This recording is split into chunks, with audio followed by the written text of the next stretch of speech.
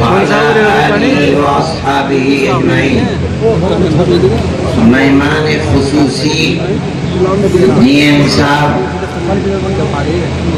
ضلع سہارنپور کے ذمہ دار SSP، میری دائیں طرف بیٹھے ہوئے حاجی فضل الرحمان صاحب ممبر پارلیمنٹ، دوسرے مہمان حضرات جو ہمارے اس پروگرام کے اندر شریک ہیں، میں ان سب کو دھنیواد دیتا ہوں، تشریف آوری پر شکریہ ادا کرتا ہوں۔ یہ آزادی وطن کی تقریب ہے۔ اس طرح کی تقریبوں میں لوگ اپنے پوروجوں کی قربانیوں کو ذکر کرتے ہیں، جن کے صدقے کے اندر ملک آزاد ہوا اور غلامی کی لعنت سے ہم کو آزادی ملی۔ ہمارے ہاتھ اور پیر میں غلامی کی زنجیریں پڑی ہوئی تھی، آزادی وطن کی بنیاد پر ہم ان زنجیروں سے آزاد ہوئے۔ در حقیقت ہمارا نہیں، ہمارے پوروجوں کا صدقہ اور ان کی قربانی ہے۔ اس لیے ہمارا فرض ہوتا ہے کہ ہم ان کی قربانی کو ذکر کریں۔ حاجی صاحب نے 2 مرتبہ حاجی شیخ عبدالعزیز محدث دہلوی کا ذکر کیا ہے۔ میں DM صاحب کو اور SSP صاحب کو خاص طور پر بتانا چاہوں گا کہ بنیادی طریقے کے اوپر آزادی کی تحریک ان کی ذات سے لگی ہوئی ہے۔ سن 1799 کے اندر سرنگا پٹنم میں ٹیپو سلطان کو جب شہید کیا گیا تو ان کی لاش کے اوپر انگریز نے کھڑے ہو کر یہ اعلان کیا تھا کہ آج ہندوستان ہمارا ہے۔ 1799 کے بعد 3 سال تک جو ملک کے بڑے بڑے راجا اور مہاراجا اور نواب تھے، ان کی گردنوں کو دبانے کے بعد، اپنا غلام بنانے کے بعد، سن 1803 میں سب سے پہلے انگریز نے، ایسٹ انڈیا کمپنی نے دلی میں اعلان کیا کہ خلق خدا کی ہے، جنتا اللہ کی ہے، ملک بادشاہ سلامت کا ہے، لیکن آج سے حکم ایسٹ انڈیا کمپنی کا چلے گا۔ اس اعلان کے بعد شاہ عبدالعزیز صاحب محدث دہلوی، جو اس زمانے کے سب سے بڑے عالم دین تھے، انہوں نے اعلان کیا تھا کہ آج ہمارا ملک غلام ہو گیا اور اس غلامی سے نجات دلانے کے لیے جہاد کرنا ہر مسلمان کا فرض ہے۔ یہ سب سے پہلا اعلان تھا۔ کسی راجا کے اندر، مہاراجا کے اندر، نواب کے اندر یہ طاقت نہیں تھی کہ انگریز کے خلاف آواز نکال سکے۔ اس بوریا نشین آدمی نے سب سے پہلا اعلان کیا، اس کی سزا بھگتنی پڑی۔ انگریز نے ان کی جائیداد، ان کے مدرسے، ان کی مسجد کو قرق کر لیا، انہیں شہر سے نکال دیا، انہیں زہر دے دیا جس سے ان کے جسم کے اوپر سفید داغ پڑ گئے۔ مگر اس انسان کے اندر کیا آگ تھی کہ یہ سب کچھ برداشت کیا، 1 انچ قدم پیچھے نہیں ہٹا۔ اپنی زندگی کے اندر انہوں نے اپنے 2 شاگردوں کو، ایک سید احمد رائے بریلی اور ایک اپنے نواسے شاہ اسماعیل شہید، ان دونوں کو جہاد آزادی وطن کے لیے تیار کیا۔ سن 1824 میں شاہ عبدالعزیز صاحب کا انتقال ہو گیا، مگر ان 2 آدمیوں نے پورے ملک میں جہاں تک جا سکتے تھے دورے کیے، لوگوں سے اپنے ہاتھ پر ہندو مسلمانوں سے عہد لیا کہ وہ آزادی ملک کے لیے قربان ہو جائیں گے، اور اس کے بعد انہوں نے منتخب کیا ہندوستان کے شمال صوبہ سرحد کو انگریز سے لڑائی لڑنے کے لیے. اسی لڑائی کے اندر 1831 کے اندر دونوں شہید ہو گئے لڑتے لڑتے. مسلمان بھی اس تاریخ کو نہیں جانتا. دنیا یہ سمجھتی ہے کہ جہاد آزادی وطن سب سے پہلا 1857 ہے. نہیں، سب سے پہلا آزادی وطن کا جہاد بالا کوٹ کے میدان میں سن 1831 کا ہے، جس کے اندر ہندو اور مسلمان سب شہید ہوئے. علماء صادق پور پٹنے کا ایک اب تو محلہ ہے، پہلے دوسری آبادی تھی، وہ لوگ تو واپس نہیں آئے وہاں سے، اور سن 1845 تک مرتے رہے مارتے رہے. آج کوئی جانتا بھی نہیں ہے. جو لوگ وہاں سے واپس آ گئے تھے، یہاں آ کر انہوں نے پھر تیاری کی اور مکمل 26 سال تک تیاری کر کے ہندو اور مسلمان کو اکٹھا 1857 میں دوسرا جہاد کیا. اس میں اس مدرسے کی بنیاد رکھنے والے حضرت نانوتوی رحمت اللہ علیہ، حضرت مولانا رشید احمد صاحب گنگوئی بھی شریک تھے. مولانا رشید احمد صاحب تو گرفتار ہو گئے اور کسی کو یہ امید نہیں تھی کہ وہ زندہ بچیں گے، پھانسی دے دی جائے گی، مگر اللہ کی حکومت ہے، وہ زندہ بچ گئے. جب وہ باہر نکلے، ابھی تک دارالعلوم کا کوئی وجود نہیں تھا، جب وہ باہر نکلے اور عام معافی کا اعلان ہوا تو یہ دیکھا کہ انگریز کے لوگ گلی گلی کوچے کوچے گھوم رہے ہیں. باپ انگریز کی دشمنی میں شہید ہو گیا، بچے یتیم ہیں، گھر میں کچھ نہیں ہے، بچے بھیک مانگ رہے ہیں، ماں اپنی عزت و آبرو کی حفاظت کیے ہوئے گھر میں بیٹھی ہے. انگریز ان کے ہاتھ کو پکڑتا ہے اور کہتا ہے کہ بچہ ہمیں دو، ہم اس بچے کو مفت پڑھائیں گے، مفت لکھائیں گے، مفت کھلائیں گے، اس کو کپڑا دیں گے پہننے کے لیے، اور اس کو عالم بنا کر کے گورنمنٹ کی ملازمت دیں گے. اور ماں یہ سمجھتی ہے کہ میں مر رہی ہوں، میرا بچہ تو کھائے اپنے پیٹ کو بھرے گا، وہ چھوڑ دیتی ہے. ان لوگوں کے اندر غیرت تھی کہ وہ بچے جن کا باپ انگریز کے لیے قربان ہو گیا، جان دے دی، انگریز ان کے بچوں کو اپنا وفادار بنانا چاہتا ہے. انہوں نے 1857 کے بعد 9 سال کے بعد ٹھیک 1866 میں دارالعلوم دیوبند کی بنیاد رکھی اور کہا کہ بچہ ہمیں دو. انگریز کہتا ہے کہ ہم پڑھائیں گے، ہم لکھائیں گے، ہم کھلائیں گے، ہم پلائیں گے، ہم پہنائیں گے. ہم کہتے ہیں ہم مفت پڑھائیں گے، مفت لکھائیں گے، مفت پہنائیں گے، مگر اس کا باپ انگریز کا دشمن تھا، ہم اس کے بیٹے کو بھی ملک کی آزادی کے لیے مجاہد پیدا کریں گے. یہ تاریخ ہے. ٹھیک ہے، انگریز تو یہ کہتا تھا کہ ہماری حکومت میں سورج غروب نہیں ہوتا، صحیح کہتا تھا. یہ تو فقیر لوگ تھے، ان کے پاس تو کچھ بھی نہیں تھا، یہ تو بوریے پر بیٹھ کر کے اللہ اور اس کی کتاب کا سبق دینے والے تھے. ان کے پاس کیا چیز تھی؟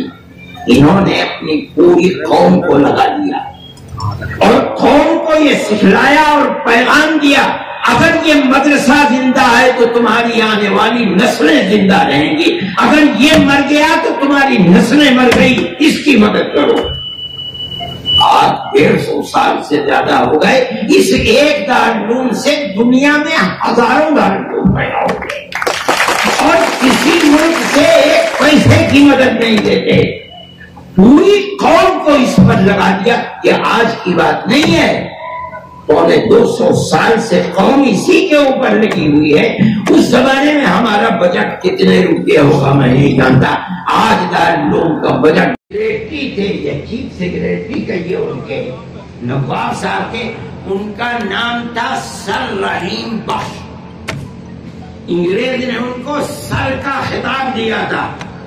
انگریز نے ان کو بھیجا، سیڑھی لگ گئی، کسی کو جانے کی اجازت نہیں تھی، وہ گئے اور جا کر حضرت شیخ الہند رحمۃ اللہ علیہ سے عرض کیا کہ حضرت آپ سب سے بڑے ودوان تھے اور دارالعلوم دیوبند میں سینکڑوں لوگ آپ سے لابھدائک ہوتے تھے، آپ بہت بڑے فقیر تھے، لوگ آتے تھے، مرید ہوتے تھے، آپ ان کے گرو تھے، چیلے آتے تھے، آپ چلے گئے اور ہر شخص پیاسا ہے، آپ نے ساری زندگی انگریز کی مخالفت میں لگا دی، مگر انگریز کی حکومت تو اپنی جگہ پر ہے، اس کو تو کوئی ہانی پہنچی نہیں۔ اب ہماری تمنا یہ ہے کہ آپ ایک جگہ بیٹھ جائیے دیوبند میں، بس اپنی اس تحریک کو ختم کر دیجیے تاکہ جو پیاسے ہیں ان کی پیاس تو دور ہو۔ جب وہ کہہ چکے اپنی بات تو شیخ الہند بڈھا آدمی جس کو مالٹا کی سردی نے ختم کر دیا تھا صبر کے بیٹھ گیا اور کہا کہ آپ اپنی بات کہہ چکے، جس زمین میں انگریز کی حکومت ہے میں آیا ہوں، مجھے جینا تو جینا، اس زمین میں مرنا بھی پسند نہیں ہے، میں تو صرف اس لیے آیا ہوں کہ میں اعلان کروں کہ انگریز کی غلامی حرام ہے۔ اور رحیم بخش صاحب، اگر میرے پیروں میں طاقت نہیں رہی اور میں بوڑھا ہو گیا ہوں تو میں ایک چارپائی پر لیٹ جاؤں گا اور اپنے شاگردوں سے کہوں گا کہ میری چارپائی کو اپنے کاندھوں پر اٹھا کر گاؤں در گاؤں لے چلیں اور میں اعلان کروں گا انگریز کی غلامی حرام ہے۔ یہ آگ تھی ان لوگوں کے اندر، یہ وہ آگ تھی جس نے اس ملک کو آزاد کیا تھا، ان کے شاگردوں کے اندر وہی آگ دبی ہوئی تھی۔ میرے بھائی، میں ڈی ایم صاحب سے کہتا ہوں، اب میری اس بات سے آپ توجہ کریں کہ اسی شیخ الہند کے نام پر اکھلیش حکومت سے کہہ کر ہم نے یہ ہسپتال قائم کرایا تھا، میڈیکل کالج سہارنپور کے اندر، شیخ الہند میڈیکل کالج، مگر نفرت کی سیاست کو آگ لگ جائے کہ اس کالج کو ترقی تو کیا ہوتی، جو وہاں بہترین ڈاکٹر تھے ایک ایک کر کے چن کر کے نکال لیا گیا۔ اور یہ میرے ایم پی صاحب بیٹھے ہیں، یہ میری بات کی تصدیق کریں گے، نہ دوا ملتی ہے نہ ٹیسٹ ہوتا ہے، 10 بجے تالا کھلتا ہے اور دن میں 1:30 بجے بند کر کے باہر جاتے ہیں۔ میرے دل میں یہ درد ہے کہ ایسا وطن کا ثبوت جس نے اپنی جان کو قربان کر دیا وطن کے لیے اور اپنے شاگردوں کی ایک جماعت بنا لی، جب تک آزادی وطن نہیں ہوئی اس وقت تک بیٹھے نہیں۔ آج اس کے نام کے اوپر جو میڈیکل کالج تھا اس کی ایسی درگت بنی ہوئی ہے، لوگ جانتے نہیں کہ وہ آدمی تھا کیسا۔ آپ کو اس میں مدد کرنی ہے۔ ایسے ثبوت کے نام پر میں کہتا ہوں اگر کسی دوسرے کے نام کے اوپر یہ کالج ہوتا تو یہ بات نہ ہوتی جو آج اس کے ساتھ ہو رہی ہے۔ شیخ الہند کے نام کے لیے یہ کالج کچھ بھی نہیں ہے، دارالعلوم، اور ساری دنیا کے اندر ہزاروں دسوں ہزار مدرسے، میں کہتا ہوں 50,000 مکتب اور مدرسے وہ شیخ الہند کو زندہ رکھنے کے لیے کافی ہیں۔ صرف اس لیے کہ وہ لوگ جنہوں نے ملک کو آزادی دلائی ہے اپنے آپ کو قربان کر کے، ان لوگوں کے نام کے ساتھ اس قدر میں سمجھتا ہوں کہ لوگ تاریخ کو جانتے نہیں ہیں۔ اس میں آپ کو مدد کرنی چاہیے۔ شیخ الہند نے اپنے جانے سے پہلے اپنے شاگردوں کی ایک لائن لگا دی۔ حضرت مولانا مفتی کفایت اللہ صاحب شیخ الہند کے شاگرد ہیں، حضرت مولانا حسین احمد مدنی شیخ الہند کے شاگرد ہیں، عبید اللہ سندھی شیخ الہند کے شاگرد ہیں، جن کے دلوں میں آگ تھی افغانستان، روس، ترکی اور کہاں کہاں ہو کر کے جہاں گئے وہاں انقلاب پیدا کیا۔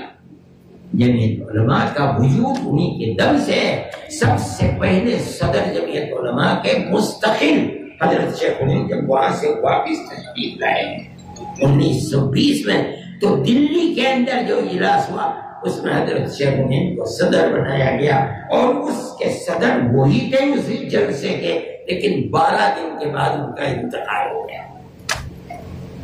میں یہ کہتا ہوں کہ یہ دارالعلوم کی تاریخ ہے۔ مولانا حسن رحمان سواری، مولانا بشیر بھٹا، مولانا حسین احمد مدنی، یہ وہ لوگ تھے اور فقیر لوگ تھے۔ میں کہتا ہوں شیخ الہند اتنا بڑا لیڈر، اور مولانا ابوالکلام آزاد یہاں آ رہے ہیں ان کی زندگی کے اندر، سرحد کے گاندھی وہ آ رہے ہیں، گاندھی جی آ رہے ہیں، بیٹھ رہے ہیں۔ انہوں نے آ کر کے اپنے آپ کو فقیر بنا کر کے رکھا۔ آج ان کے قبریں جا کر کے دیکھو، ان کے خاندان کے اندر اگر اینٹ گر جاتی ہے تو اس اینٹ کو رکھنے کی طاقت نہیں ہے۔ آج جو لوگ سیاست میں ہیں 40 کروڑ میں بک رہے ہیں، پارلیمنٹ کے ممبر 1 ارب میں بک رہے ہیں، یہ وہ فقیر تھے جو چلے گئے اور کچھ لے کر کے نہیں گئے۔ ملک پر قربانی ان کا اپنا جذبہ تھا۔ ان کے جو شاگرد رہے مفتی کے فائد اللہ صاحب، مکان بھی نہیں ہے، حضرت مدنی کچھ بھی نہیں ہے چھوڑ کر کے گئے۔ جو بچوں کو وراثت ملی تھی وہ 150-160 روپئے وراثت کے اندر بچوں کو، اور بچیوں کی وراثت اس کی کیا تھا، کچھ نہیں دے گا۔ ان کی زندگی فقر و تنگدستی کی زندگی، مگر آج ملک کے اندر اس کی کوئی قدر و قیمت نہیں ہے۔ آزادی وطن کے لیے کیا کیا لوگوں نے، کچھ نہیں۔ میں کہتا ہوں دارالعلوم دیوبند ان لوگوں کی یادگار ہے، انہوں نے دارالعلوم آج تک دارالعلوم اپنی اسی روش پر چل رہا ہے۔ صحیح ہے اس طرح کے لوگ نہیں ہیں، لیکن دارالعلوم کے بے شمار لاکھوں آدمی ساری دنیا کے اندر ہیں اور وہ دارالعلوم کی مدد کرتے ہیں۔ آدمی اپنا فرض سمجھتا ہے کہ ہم دارالعلوم کی مدد کریں، اس لیے کہ 250 سال سے دارالعلوم نے وہ قربانیاں دی ہیں کہ جو کسی دوسرے کے اندر قربانی، یہ ہماری مادر علمی ہے۔ یہ دارالعلوم کی ایک بڑی مختصر سی تاریخ ہے اور اسی تاریخ کے ساتھ دارالعلوم زندہ ہے۔ ملک آزاد ہوا، ملک کی آزادی کے بعد ان لوگوں نے ملک کی اس اقتدار میں ایک رائی کے دانے کے برابر حصہ نہیں لیا۔ جس طرح سونے والا ایک کروٹ پر ہوتا ہے اس کے بعد دوسری کروٹ لے لیتا ہے، اسی طرح ان کا حال تھا۔ ملک آزاد ہوا، رات اور دن ملک کی آزادی کے لیے قربانی دے رہے تھے۔ جیسے آزاد ہوا اعلان کر دیا کہ آج سے ہماری جماعت جمعیت علماء ہند خالص مذہبی جماعت ہے، ہمیں اقتدار میں شرکت کی کوئی حوث نہیں ہے۔ ہم نے ملک کو آزاد کرایا اس لیے نہیں کہ ہم حصے دار بنے، یہ ہمارا مذہبی اور دھارمک فرض تھا۔ ہم غلامی کو لعنت سمجھتے تھے، ہم نے ملک کو آزاد کیا، ہم کامیاب نہ کروں گا۔ اس کے بعد انہوں نے ملک کے اندر برابر اس کی ترقی کے لیے حصہ لیا، مگر کسی اقتدار کی طلب نہیں کی۔ ملک کے اندر نفرت کی سیاست کا دورہ پڑا، ملک میں فسادات ہوتے رہے۔ سب سے پہلا فساد جبل پور کا فساد تھا، اس کے بعد تو پھر فسادات ہمارے جاننے میں 20,000 سے زیادہ فسادات ملک کے اندر ہوئے، جس کے اندر 50,000 مسلمان اور ہندو شہید ہو گیا ہے۔ اب آج بھی یہ سمجھتے ہیں کہ جس طرح پیار و محبت کے ساتھ ہندو اور مسلمان نے مل کر ملک کو آزاد کرایا ہے، یہ ملک اگر زندہ رہے گا تو اسی پیار و محبت کے ساتھ زندہ رہے گا، اور اگر پیار و محبت نہیں رہے گی، نفرت جنم دے گی تو ملک برباد ہو جائے گا، امن و امان کو آگ لگ جائے گا۔ سوچ ہے اور ہم اس سوچ کے اوپر پہاڑ سے زیادہ مضبوط ہیں۔ ہمارا ایک نظریہ ہے، ہم ایسے لوگ نہیں ہیں کہ ادھر سے پیسہ لے لیا ادھر چلے گئے، ادھر سے پیسہ لے لیا ادھر۔ ہمارا ایک نظریہ ہے ڈاکٹر بنے، جس کا جی چاہے انجینئر بنے۔ بے شمار لڑکے ہیں جو کالجوں کے اندر جا کر کے پڑھتے ہیں، کسی کی مخالفت نہیں کرتے، لیکن ہمارے سامنے یہ چیز ہے کہ ہم اپنی مسجدوں کو آباد کیسے رکھیں، انہیں افراد کیسے مہیا کریں۔ پھر بھی آپ یہ کہتے ہیں ہم نے ایک پروگرام بنایا ہے اور ہم اس پروگرام کو دائیں بائیں سے ہر طرف سے دیکھ رہے ہیں، اگر ہمیں کامیابی ہوئی تو ہم اس سلسلے کے اندر دنیا کی تعلیم کو بھی اس کے اندر داخل کریں گے۔ یہ ہمارے آنے والے دنوں کے اندر پروگرام ہے، کیا ہوتا ہے اور ہم اس میں کامیاب ہوتے ہیں یا نہیں ہوتے ہیں، ہم اس چیز کو دیکھ رہے ہیں۔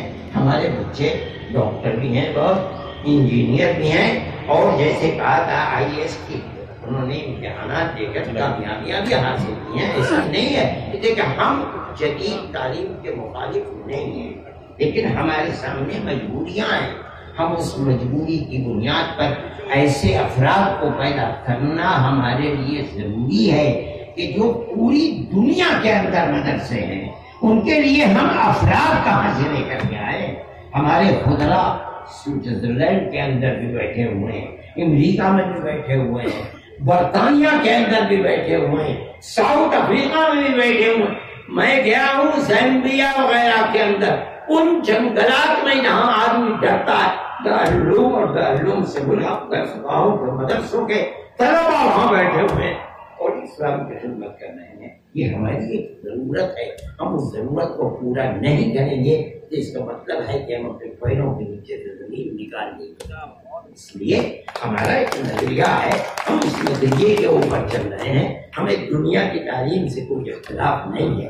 میں یہ سمجھتا ہوں کہ میں نے جو بھی تاریخ ذکر کی ہے وہ ایک تاریخ بڑی مختصر سی تاریخ ہے، اس لیے کہ میں جانتا ہوں کہ 12:30 بج گئے ہیں، ان حضرات کو اور بھی جانا ہوگا۔ میں یہ کہتا ہوں کہ دارالعلوم کے اندر جھنڈا لہرانے کی یہ چیز کوئی عادی نہیں ہے، پہلے بھی ہوتا تھا، واقعی پروگرام برض اولاد کے اوپر مستقل ہوتا تھا۔ طلبا اور اساتذہ کا دارالعلوم کی طرف سے پچھلے سال بھی کہا گیا تھا کہ میں یہاں اس طریقے کا پروگرام دارالعلوم کے احاطے میں کروں، لیکن میں نہیں کر سکا، اس لیے کہ میں پروگرام دوسری جگہ دیکھ پا رہا۔ مجھے آج کے اس جھنڈے کے لہرانے پر یاد آیا جب ڈاکٹر راجندر پرساد آئے تھے تو اسٹیج کے پاس جھنڈا لگایا گیا تھا اور انہوں نے اپنے ہاتھ سے اس جھنڈے کو لہرایا اور یہ گانا بھی ہوا تھا۔ اب مولانا عبد الرحمان صاحب کے الفاظ میری کام میں ہیں، اس کے بعد مولانا تقریر فرمایا۔ اب اس پروگرام کے بعد باضابطہ جلسے کا ابتدا ہوتی ہے اور اس کے بعد پھر قرارت کر کے جلسے کی ابتدا ہوتی ہے۔ یہ میری آنکھوں دیکھی چیز ہے، یہ کوئی نئی چیز نہیں ہے اور نہ ہی اس کے اندر کچھ کلمات شرک۔ جب تک مفتی حضرات نے فتویٰ جواز کر نہیں دیا تب تک کوئی چیز نہیں ہوئی ہے، کہ آپ حضرات اس سلسلے کے اندر کوئی اجنبیت نہ محسوس کریں۔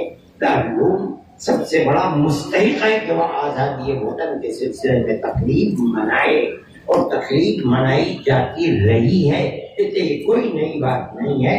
آج ہمارے محترم ڈی ایم صاحب کے ہاتھوں ہوئی ہے، میں ان کا شکریہ ادا کرتا ہوں کہ آپ آئے اور میں نے جو باتیں کہی ہیں میں کہتا ہوں کہ آپ بہت بہت شکریہ۔